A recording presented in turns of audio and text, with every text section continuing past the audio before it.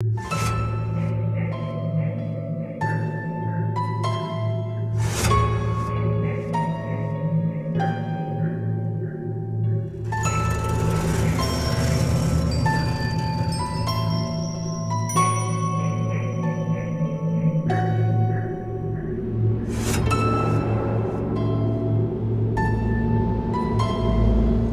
Vietnam issue was something that was kind of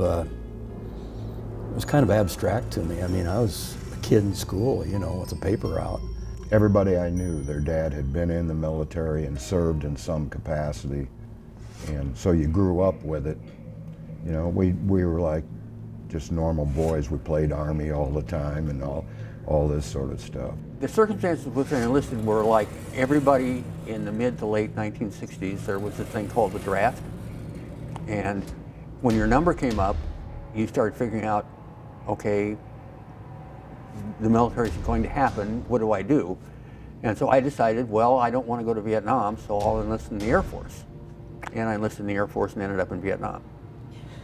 Sometimes things don't work out the way you plan. When I was at the academy, however, and towards graduation, some of my classmates were very concerned that the war would be over before we had an opportunity to perform our wondrous activities that we were capable of doing. We were sure we were going to be able to save the free world. When we first went over there was a platoon sergeant, and he had been in Korea. He had stuff. I said, "How do you cope with this?" We got to be pretty close. And he says, "No," he says, "You can't." He says, "You always got to think, sorry it was him, glad it wasn't you. It is what it is, let's go on." You just got to keep saying that to yourself, or you won't be a good soldier. When one of the teams went hot or got in trouble, we would scramble 2 helicopters and they would take off immediately. They were under the control of a forward air controller that was circling in a little light Cessna airplane. And then it would be your responsibility as a forward air controller then to take control of the fighter elements as they would come in, and then kind of be their air traffic controller, if you will. And then we'd descend to the treetop level, firing as we came down and firing our guns to suppress any ground fire that was in the area. Called it in right on top of us. Just hoped it wouldn't hit us. And it hit, and we were pretty darn close.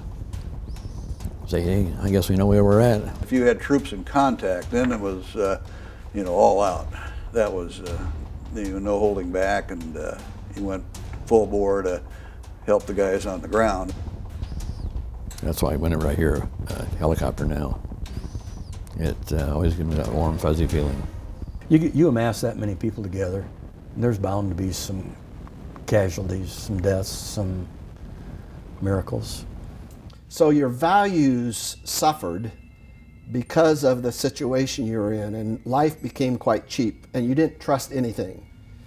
There were little kids walking out to soldiers asking to be picked up, and they had hand grenades taped under their armpits, so when the soldier bent low to pick up the kid, the hand grenade went off and blew up the kid and the soldier.